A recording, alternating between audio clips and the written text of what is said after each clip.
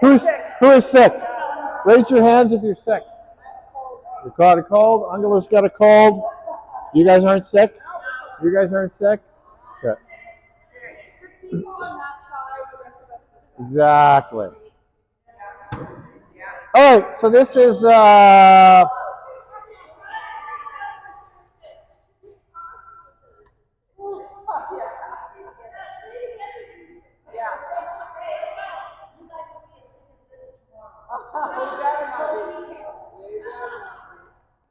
okay, this is 400 something. I think it's 402, Mastering Dinks and Speed Ups. So the 400 level classes, we have 200, 300, and 400 level classes. The 200 level classes, you're learning the strokes. The 300 level classes, we assume you've learned the strokes, now you're learning the drills. The 400 level classes, we assume that you know the strokes and you know the drills. You're just here to practice and do game-based practices that take a part of the game and help you become really good at that part of the game. That's the idea. We isolate parts of the game. But until Christmas, I'm doing a fundamentals review at the beginning of every 400 class, just a quick one, just to remind you of some fundamental aspect of the skill that we're doing, so that everybody's just reminded about how to do it correctly. So last week and the week before, we really worked on our wrist position, getting that wrist laid back. Today I want to talk about our setup. So in dinking generally, we want to be open, which means both of our toes, our knees, our hips are facing the net, right? We're going to be moving to the side. We're going to be moving to the side. We're going to be dinking. We generally stay open. Sometimes we need to step in to get a ball that's really short. That's fine. We step back out, back into open. Sometimes out here, we might need to cross over, hit a shot, and come back to open, right? But we return to open. Open is kind of our normal stance, or the stance that we try to be in, and we try to move side to sideways open. So that's the fundamental. When we are dinking in a battle, if Cheryl and I are dinking in a battle, I'm trying to get her hips to turn, right? I'm trying to get her out of this open stance. So when they talk about dinking and moving your opponent around, what they're really talking about is getting their hips to move. So if I can force this leg to move back, or this leg to move back, or this leg to cross over, or this leg to step forward, or this leg to step forward, then I'm successfully moving my opponent around. If I'm just moving them around like this, that's not really moving them around. It's better than nothing, better than giving them a stationary shot. But what you're really after is getting these hip turns, especially if you can get a right-handed player moving their right leg forward. That's a really difficult position to dink from, to control. They're usually going to hit it out, or it's going to rainbow into the net, right? So in our dinking battles today, we're going to be trying to move people around, and our objective is to get our opponent to do a hip turn of some kind, right? Either any one of the, I think it's 8 directions that you can make that happen. Yes?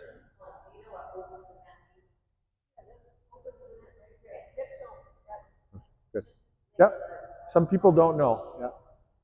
All right. Any questions about what we're working on today? Okay.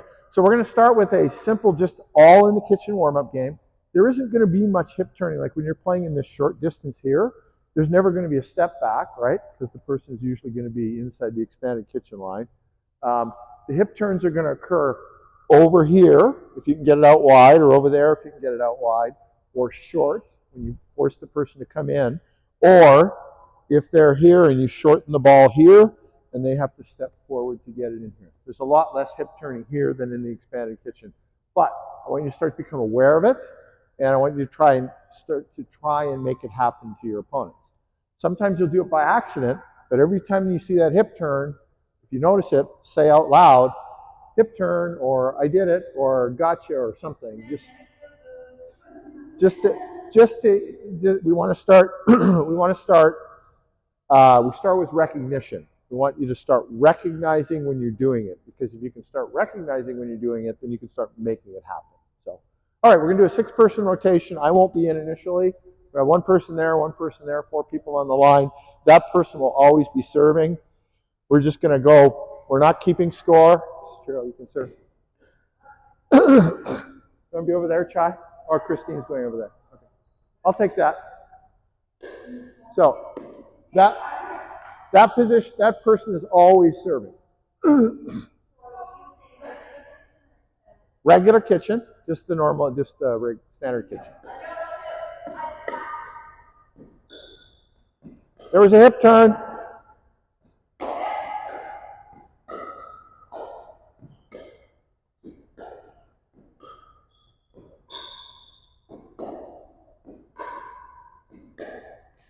Hip turn. Out. Good. You got, whoever hit that got Ungla to turn her hips. That was good. Awesome. Okay, rotate one position. Yes, Christine. No, the hip turn isn't necessarily bad, but you want to make your opponent do it. Because if you can make her move this way, then you can hit it behind her, which makes her move this way, and then you start to put people in a blender, right? And we talk about putting somebody in a blender. That means getting them so that they're not in their ideal defensive position. You want to start moving them around, because if you can move them around, one, you get disoriented. Two, you get tired, especially over a match or a tournament. And three, you start to make mistakes. So we're using the blue line to the blue line. Oh.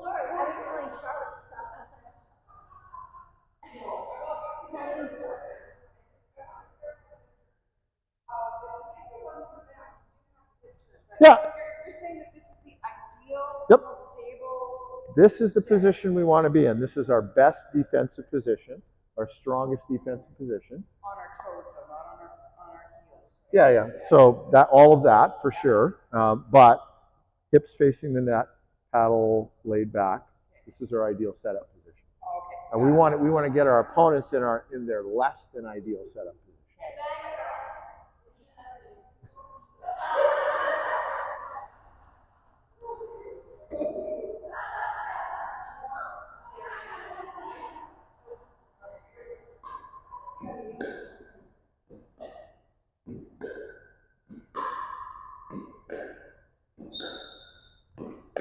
Hip turn. Yeah, but there was a hip turn. So you got to turn your hip, but it was out. You're right. Awesome. Yeah.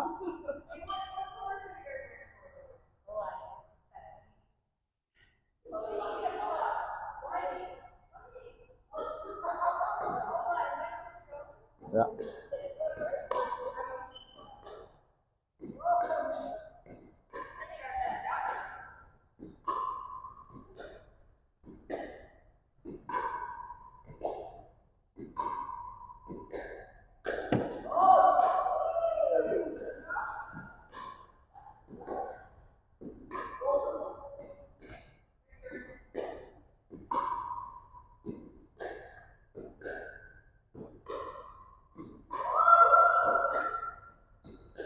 Hip turn.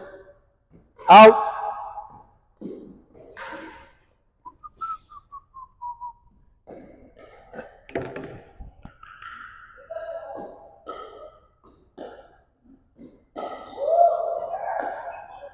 Hip turn. Hip turn.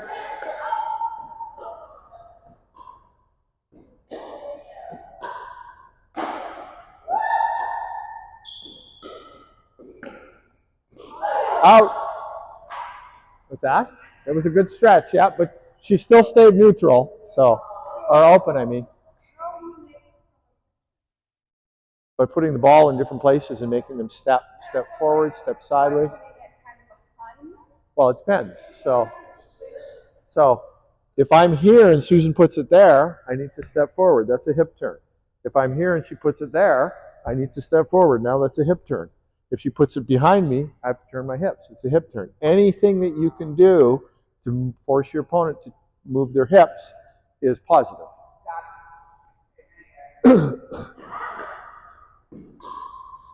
Hip turn, hip turn, hip turn.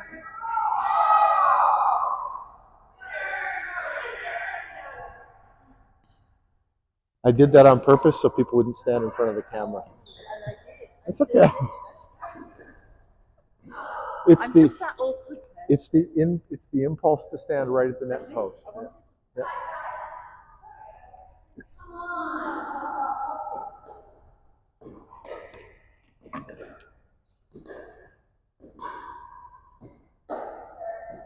hip turn, hip turn, hip turn, hip turn, hip turn. Oh! Now that's the other thing. If you can make the person stretch, that's good too. If you can make them hip turn and stretch, that's 3 stars.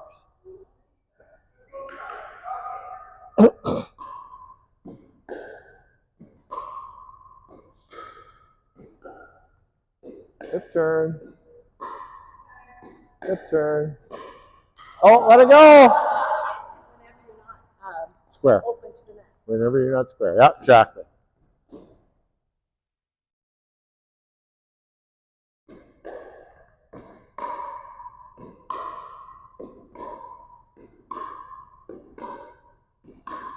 Out.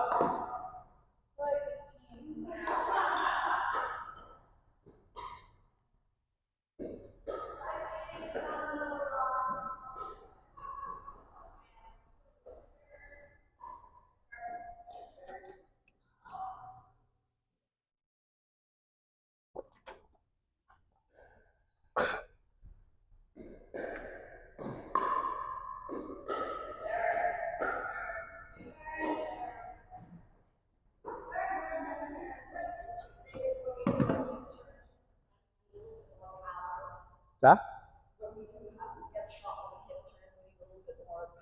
Yeah, especially on this inside one. If you um, if you need to step forward, then you need to get this back knee a little bit lower, and you need to lift a little more, and you need to push a little harder because you're going to decelerate your paddle typically. You start off fast here, but as you step forward, your racket decelerates through this zone. So it's really important when you do that internal hip turn that you get low. This back knee has to come down, and you need to accelerate your paddle. So good point.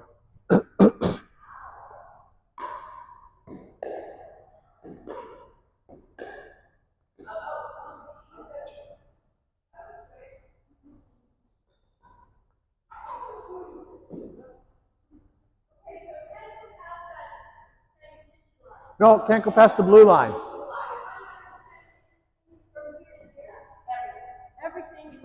Yeah, blue line to blue line right now.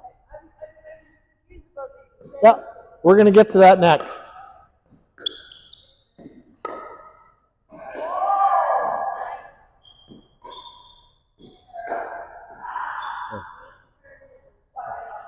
Yeah, I want to make clear to everybody, you do need to turn your hips for these shots.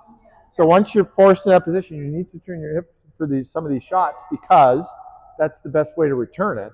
But it's still success on my part if I make you do that, because on my next shot I can make you hip turn the other way and then something else, right?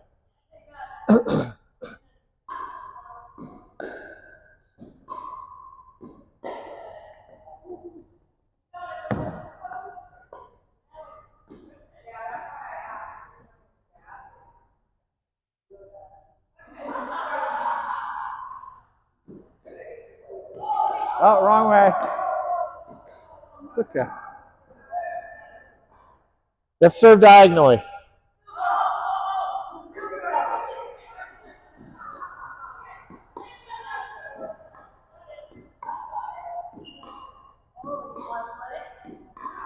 Oh, we got a battle. We got a dink battle.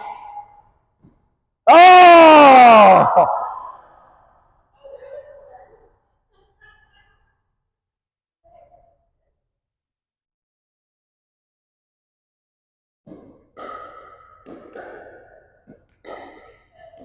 Hip turn.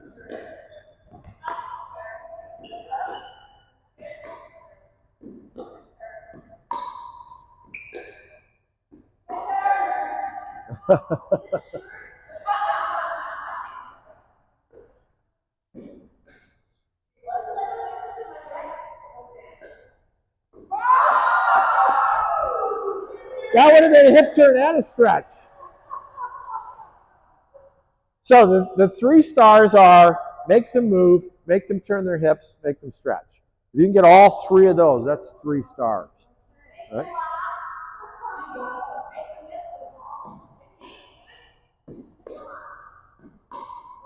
I was out. And with Angela, if you can get her talking while she's playing, that's your 4th star.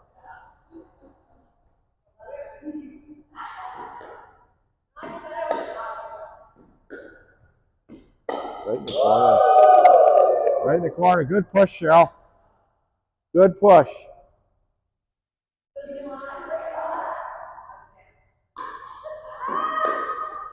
Out! Christine used her power.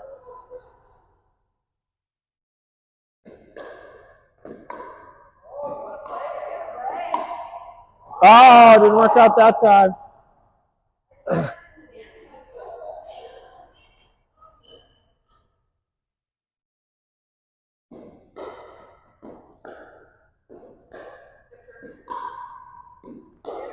Out! So that was a hip turn and a stretch. You made a hip turn and stretch. 2 stars.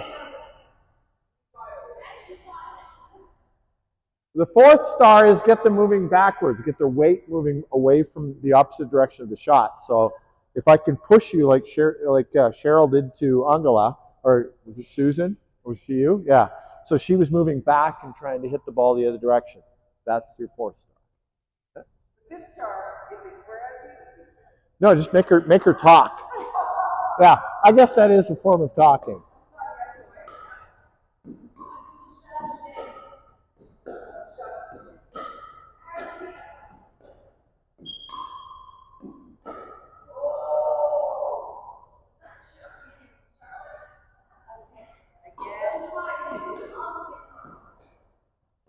Well, your dinking has improved so much in the last 2 months.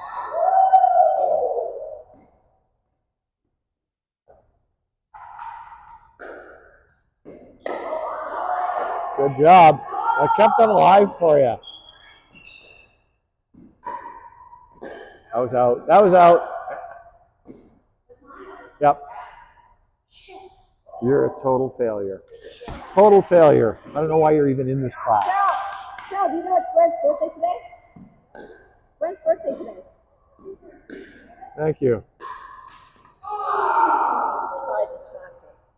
Was I distracted?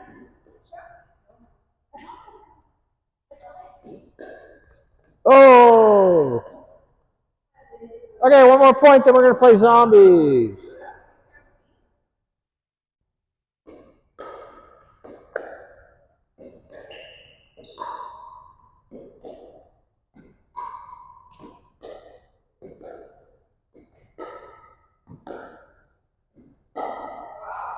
Oh! All right, so now we're playing zombies. There's some people here who've never played zombies before. So the first person to hit our ball out or into the net is our first zombie. After that, our zombie is going to try to infect other people. So the zombie wants to play aggressively. You want to push, you want to make the hips turn, you want to do whatever you can to move people around.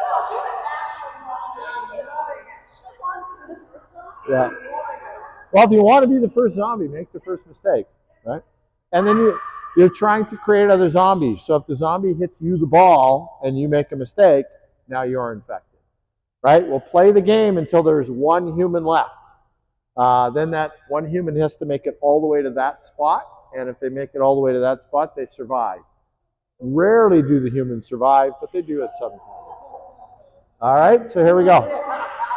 You're in, Christine.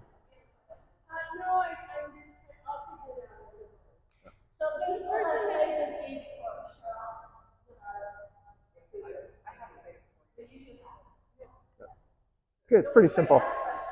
The important thing is we're in the expanded kitchen now. So the first serve has to go into the kitchen proper, between the blue lines. And then after that, we're in the expanded kitchen. Yep. That's right. That's our baseline. That's our. No, you can go in. So everything between the 2 tape lines is in play. Yeah. So initially, for the serve, it needs to be between the 2 blue lines, right? Or you can even touch the blue lines, right? Just regular kitchen. And then after the serve, we go to the expanded kitchen, which is the table. Okay? Yep. That way you can put the ball behind the person. So now, so I'm a zombie. So if I hit it, she hits it or hits it out, Yeah. she becomes She becomes a a zombie. zombie. Then there's two zombies. So I'm playing as aggressive as I can, right? You're trying to create other zombies. Yeah, you're attacking. And if okay, well we'll just start with Chris. Oh yeah, on this when you're on your backhand side, you have to backhand serve.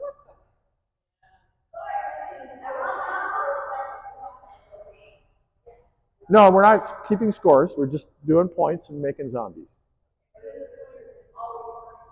Person always serves there. We never what? Oh yeah, that's true. This game we're not going to have a backhand. Yeah, you're right. There's no backhand in this. We're in a six-person rotation. You're right.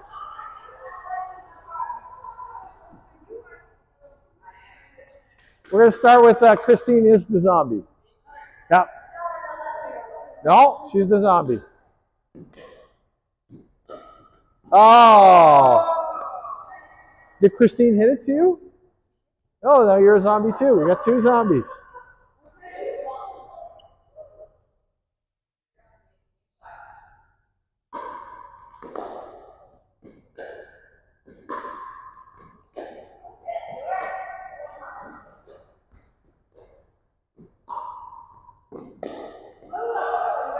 Yeah, but you're not a zombie. You're not a zombie because Angela's human.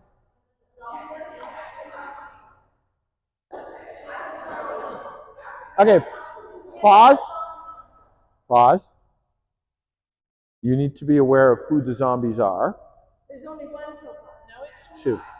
Oh, you're a So zombie. your partner's not going to infect you, and Christine's out of the game, so you're safe this round. Oh. But these two are in danger. So part of this is You're not worried? No? Part of this is knowing who the zombies are, who it's safe to hit to. Just like in a game, you might want to hit to one partner but not hit to the other partner. So it's the same concept.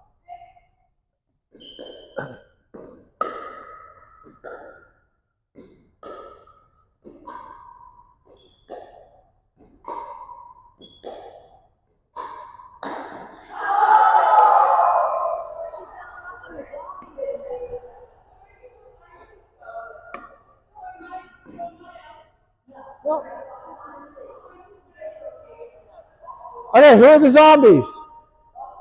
Okay, so these two have to be careful now.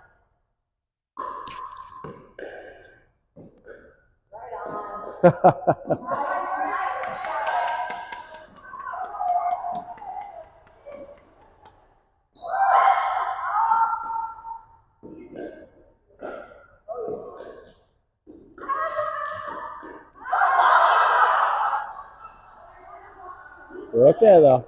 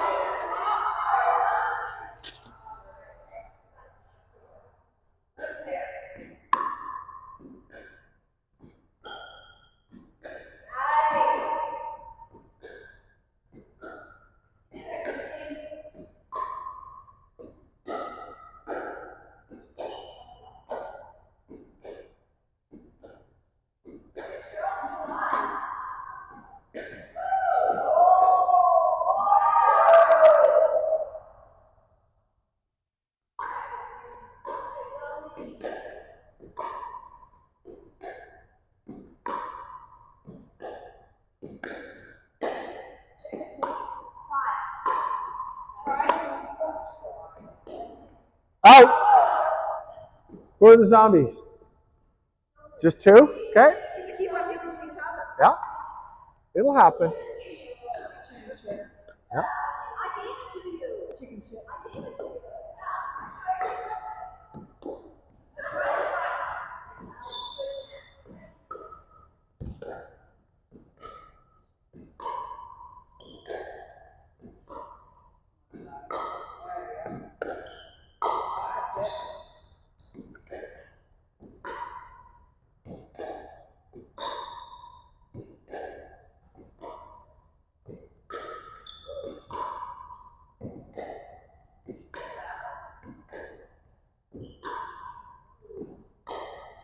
Oh.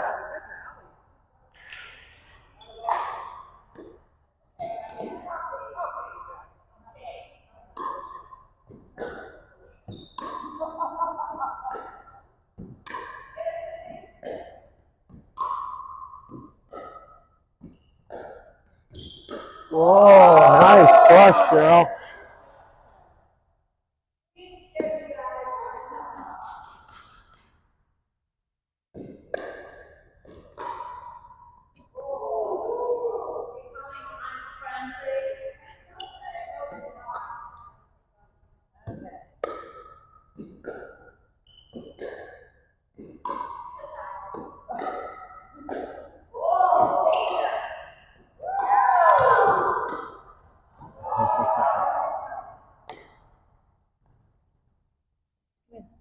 No, just a good day to rest my Achilles.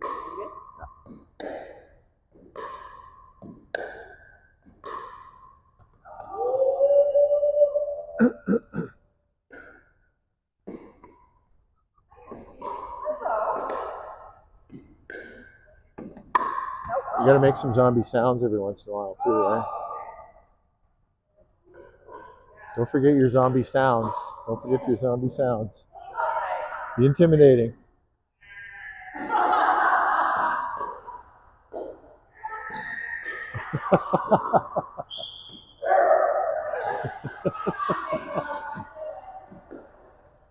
Oh!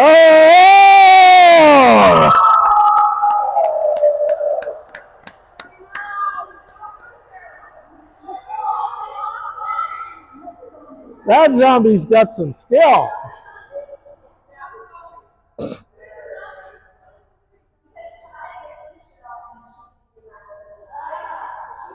So this is high danger for Susan.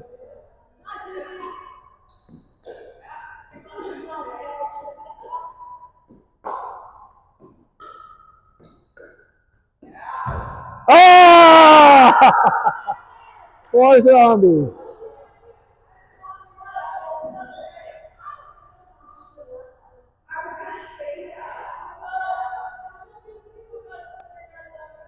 That's right. One of you two is going to be possibly the survivor.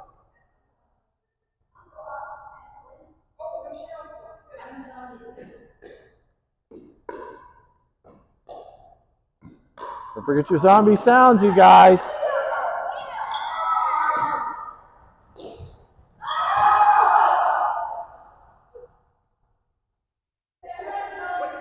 What's a zombie sound? I don't know. Just be intimidating. Just be funny.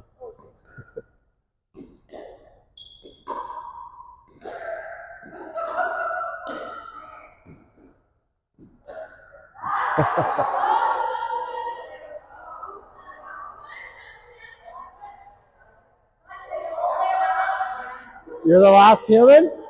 You got to make it all the way around to there.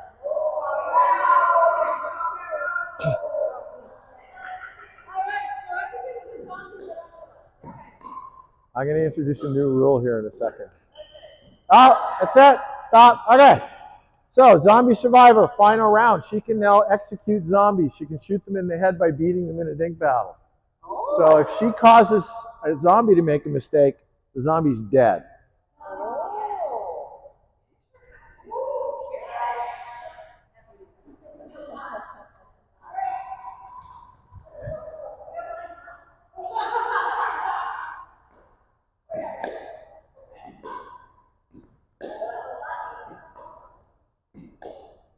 Ah, Colleen's dead. You're dead. Yeah, just go stand in the penalty box. Susan, you're in. Susan, you're in. Okay, that'll work. Yeah, Susan should be in. That doesn't matter. Whatever. Oh! No, that wasn't caused by Angela, though. That just makes me one block closer. Exactly.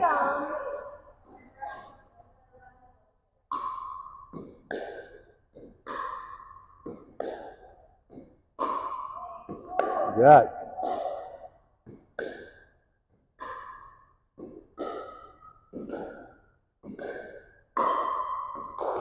Oh. Okay, you guys got 2 turns to get Angela if you don't get her.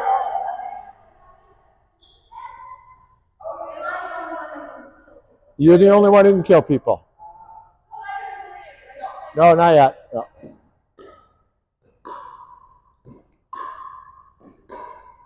You'll get another round in a second.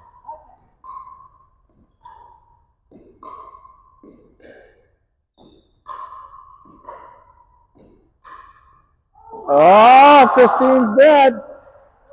Come on over to the morgue, Christine. You're in the morgue.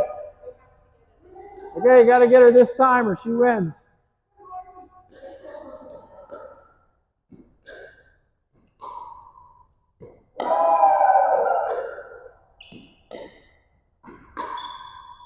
Oh!